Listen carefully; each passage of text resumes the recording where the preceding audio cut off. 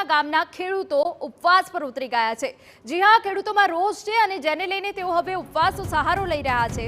Railway વિભાગે જમીનનું વળતર નહીં ચૂકવતા ઉપવાસ પર ઉતર્યા છે।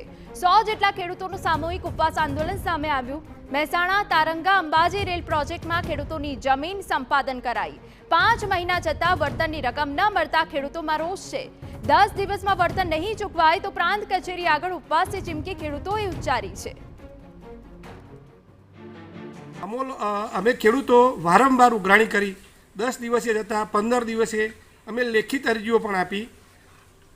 તેના પછી સાહેબે એવું કહ્યું કે 15 દિવસ પછી એવોર્ડ થઈ જશે, મહિનામાં એવોર્ડ થઈ જશે। તેમ કરતાં કરતાં આજે 5 મહિનાનો સમય થઈ ગયો। 5 મહિનાના અંતે સાહેબ એવું કહેશે કે ભાઈ કાયદાની જોગવાઈમાં એવોર્ડ તમને મળી શકે તેમ નથી। હવે 5 મહિનામાં રેલવે ડિપાર્ટમેન્ટે જે કામ કર્યું તેની અંદર અમારી વળતર લાયક મિલકતો તમામ નાશ થઈ ગયો।